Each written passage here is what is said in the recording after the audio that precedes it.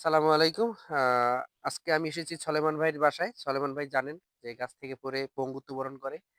তারপর থেকে সে খুবই দুর্বিষহ জীবনযাপন করছিল। এইচডিটির মাধ্যমে আমরা প্রতি মাসে তাকে ৳৫,০০০ বাজার করে দিচ্ছিলাম দাতাদের অর্থায়নে। তো সলেমান ভাই একটা আর্জি জানিয়েছিল সে মানুষের কাছ থেকে সহযোগিতা নিতে চায় না। সে নিজে কিছু করতে চায়।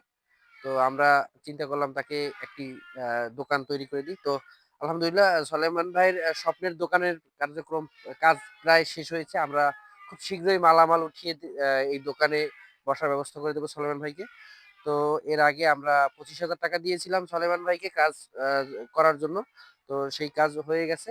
মোটামুটি টাকা খরচ হয়ে গেছে। কিছু বাকিও আছে। তো আমার হাতে আরো ৳১০,০০০ আছে। সেই ৳১০,০০০ সলেমান ভাইয়ের হাতে তুলে দিলাম। তো সলোমান ভাই এই টাকা থেকেও কাজ করবে এবং আপনি সব হিসাব দিবেন আমাদের। ঠিক আছে? পুঙ্খানুপুঙ্খ হিসাব দিবেন যে কয় টাকা কি কোন জায়গায় খরচ করেছেন মেমো রাখবেন। ঠিক আছে? ধন্যবাদ জানাই দাতাদের যাদের অর্থে আমাদের এই সকল কার্যক্রম চলমান। আমরা খুব শীঘ্রই আমরা দোকানটি আ হস্তান্তর করব সলেমান ভাইকে আনুষ্ঠানিকভাবে। দোয়া করবেন সলেমান ভাইয়ের জন্য উনি যেন এই দোকান থেকে আয় করে উনার সংসার পরিচালনা করতে পারে সুন্দরভাবে। উনার বৃদ্ধ মা আছে সেই বৃদ্ধ মাকে নিয়ে উনার সংসার উনার ছোট্ট সংসার। তো উনার জন্য দোয়া করবেন। উনি যেন ভালো থাকে। সবাই ভালো থাকেন। আসসালামু আলাইকুম।